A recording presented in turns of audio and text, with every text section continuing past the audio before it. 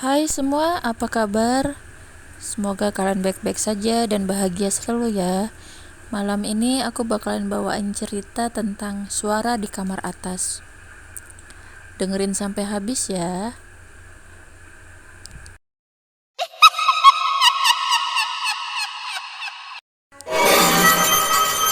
Malam itu, aku sendirian di rumah. Jam dinding menunjukkan pukul 12 lewat 15 menit. Udara dingin sekali, padahal semua jendela sudah tertutup rapat. Rumah terlalu sunyi, sampai aku bisa mendengar detak jantung jarum jam dengan jelas. Lalu, di tengah keheningan itu, tiba-tiba terdengar suara langkah dari kamar atas. Awalnya, aku mengira itu hanya perasaan, mungkin suara tikus atau kayu yang memuai karena dinginnya malam. Tapi semakin aku diam, suara itu semakin jelas. Langkah teratur seperti ada seseorang berjalan mondar-mandir. Aku menahan napas, jantungku berdetak begitu kencang, dengan tangan gemetar. Aku mencoba meyakinkan diriku, rumah ini kosong, aku benar-benar sendirian malam ini. Aku memberanikan diri naik tangga. Setiap anak tangga yang kupijak berderit pelan. Lampu koridor di atas berkedip-kedip, seolah akan mati kapan saja.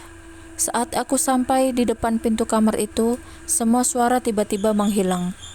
Aku tarik napas dalam-dalam dan membuka pintu perlahan. Kosong, tidak ada siapa-siapa. Aku melangkah masuk. Bau apek langsung menyambutku. Seperti kamar yang lama tidak ditempati, aku memeriksa setiap sudut, bahkan kolong ranjang kosong.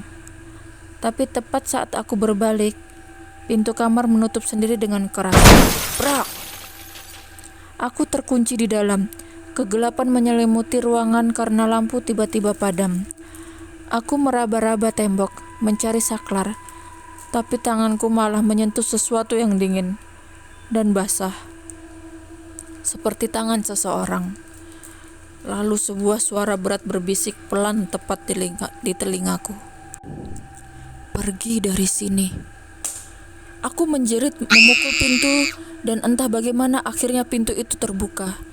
Aku berlari turun secepat mungkin, napasku terengah. Tapi anehnya, tangga yang biasanya hanya 12 anak tangga, malam itu terasa begitu panjang, seakan-akan tidak pernah sampai ke bawah. Saat akhirnya aku berhasil sampai ke ruang tamu, aku menoleh ke jam dinding. Jarumnya berputar cepat ke arah berlawanan. Mundur dengan kecepatan yang mustahil. Dan dari kamar atas terdengar suara langkah kaki. Tapi kali ini bukan satu orang, seperti ada banyak orang yang berjalan bersamaan. Suara kursi digeser, suara benda jatuh, seperti kamar itu penuh dengan sesuatu yang tidak terlihat. Malam itu aku keluar dari rumah dan tidak kembali hingga pagi. Sejak kejadian itu, aku tidak pernah berani tidur di rumah sendirian lagi. Karena setiap kali di rumah ini sepi, selalu ada yang berjalan di kamar atas. Dan kadang-kadang saat aku lewat di depan rumah, aku bisa melihat siluet seseorang berdiri di jendela kamar itu, menatap ke arahku. Oke, sekian cerita kali ini. Jika kalian suka, jangan lupa like, subscribe, dan tulis pendapat kalian dan saran-saran kalian di kolom komentar ya. Terima kasih.